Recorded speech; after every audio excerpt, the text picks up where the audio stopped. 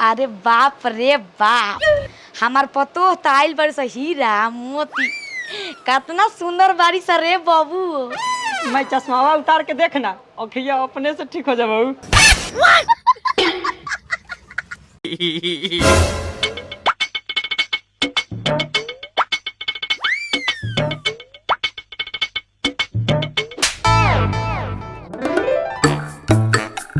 चलो कन्या भीतर चलो।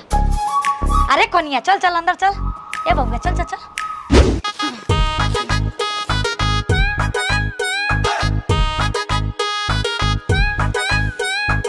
का हो चाची, का हालचाल बा?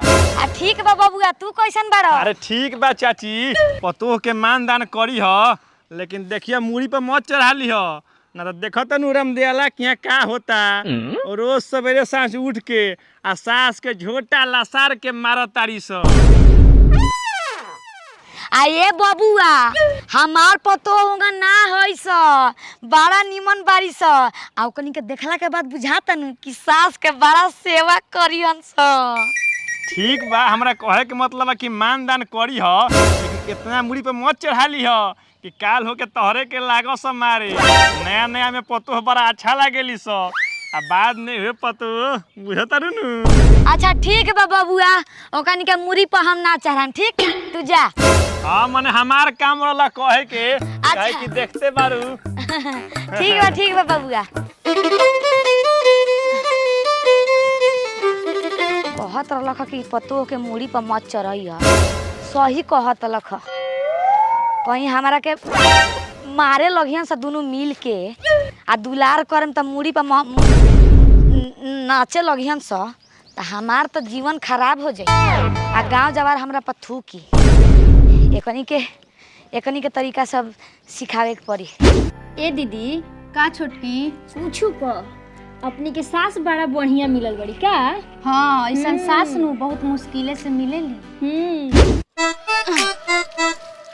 बाप रे बाप, कितना गरम होता। हयो एकदम अति क देले बारन।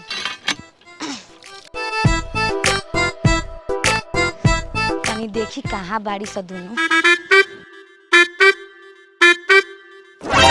हमनी के कुछ अच्छा करम कइले रहनी सही से घर में बस रस गईनी स। अरे बड़की रे। हाँ मम्मी जी। हो सब कपड़ा पड़ल बजा के धो। धो देता नहीं।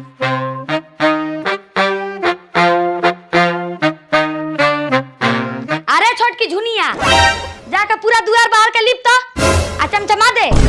ठीक बा मम्मी जी, हम एकदम दुआर बाहर के लिप के चमका देतनी।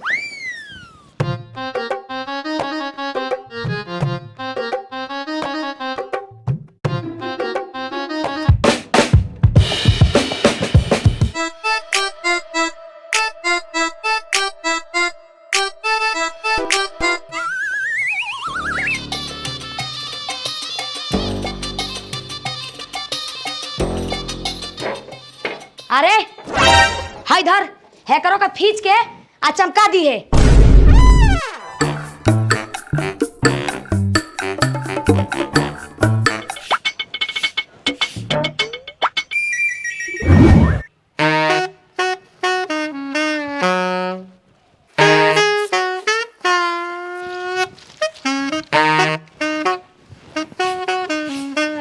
अरे झुनिया, पता ही है सब छिटाइल बरे, निमन से झाड़ू मार।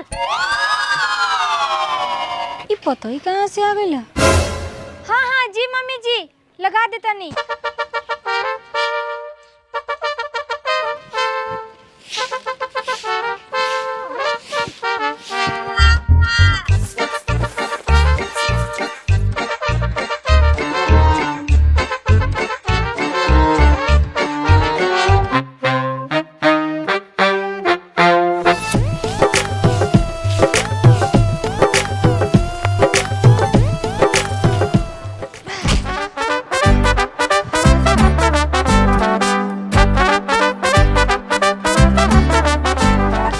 कराते कराते बुढ़िया थका देलक रे दादा।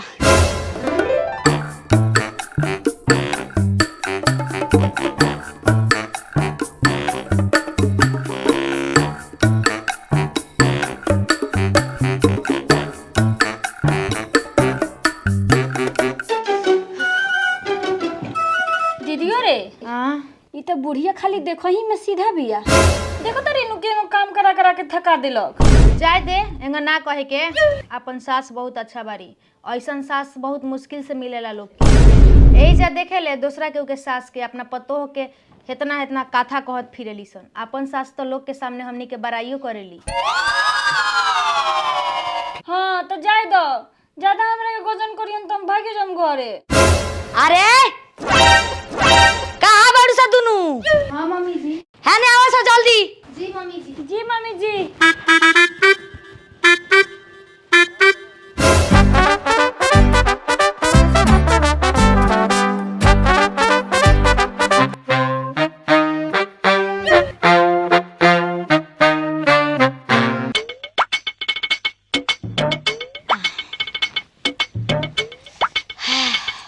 तनी गोर हाथ दबाओ सा तो बड़ा दुखाता।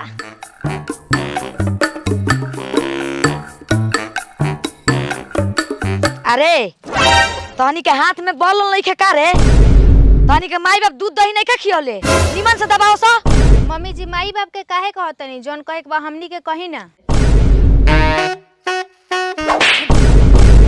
अरे सौतिनिया ते अब हमारा से जबान लड़ रही बे? आई सही तो कहत या दीदिया, गलत का कहलक है कि ओकरा के मार देनी ह। अरे ते अब हमारा से जबान लड़ रही बे? मारा मैसला पर कुड़िया जीबे। चल जाओ।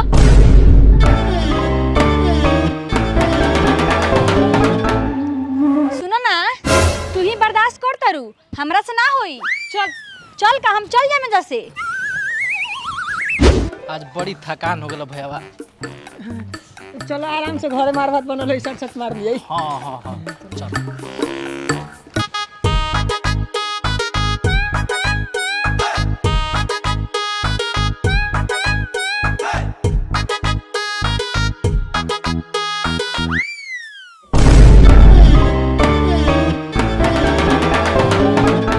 का भइल?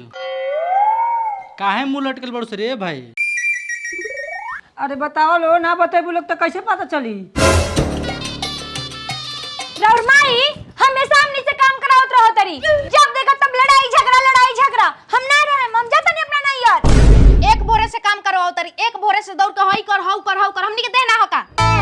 अपना माई की जगह समझा ली, हमने इतना काम ना करम सो। ना हमें घर में रहे, हम अभी के अभी यही घर से जाएम। चाहे कुछ हो जाओ, हमनी ना रहम सो तो ना रहम सो।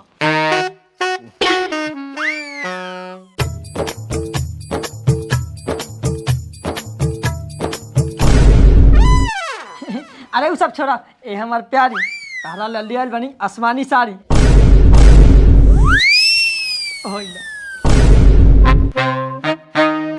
ए हमार छुछुरी ले ला है चूड़ी।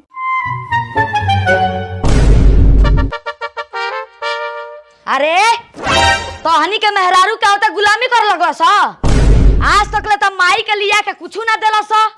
आ कोनो के साड़ी दिया था, कोनो के बाला दिया था। ना माई ऐसा कोनो बात नहीं खे। देख हम तोरा ला पाए लेल बनी। देख कितना सुंदर बाटे, देख पहन भी तो बड़ी सुघर लगी।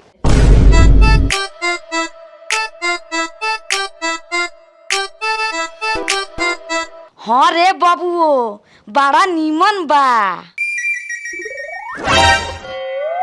ए हाय देता है ने, आई सड़िया दे। चश्मा फोड़ देम। दे हने बाला, सब रौरा पहनम तो हमनी का पहनम सन। इतना शौक से यहाँ के लेकर नहीं।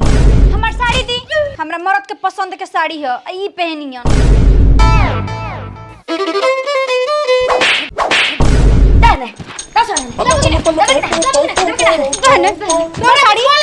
हमनी के मेहरारू के बीच में ना बोले के चाहिए। साड़ी अपना माई से चल दे। दबक ना। बस अब बहुत भाई, जाके अपन काम करो लोग। हम आते चल बाहरी।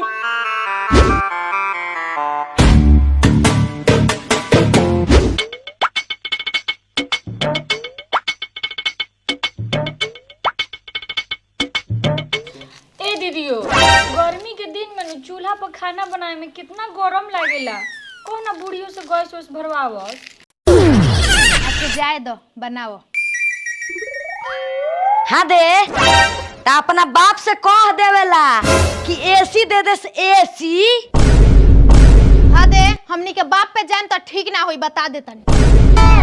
हमनी के लड़ला से पेट नहीं के भरत कि हमरा माई बाप पर जाता रू जबाने खींच ले। सौतीनिया तहर लोग के इहे सिखौले बिया कि जाके सास से जबान लड़ई हलो। आय रे रारी मंगिया जारी भातार काटी नइकी बोला स त मुरी पर चढ़ के मुता तारू। अरे बाप रे बाप, हई सौतीनिया कैसन गाड़ी देतिया रे। ई कौना नटिन के खानदान के आइल बाड़ी सो रे। अभी गाड़िया नु सुन ले बाड़ू मंगिया जारो, अब तो लतियइबो गरम सन ढेर शासन चलावत तारू।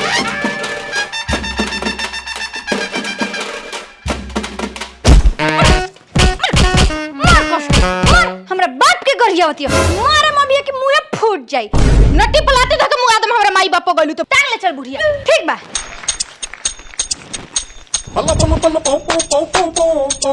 ना बोला तो नट्टी पर चढ़ल जाती है। बार बार कहल जाता कि हमरा माई पे मार आज तरह के बताओ तुम मार। अरे बाप रे बाप, गलती हो गई रे दादा, मौत मारो सब।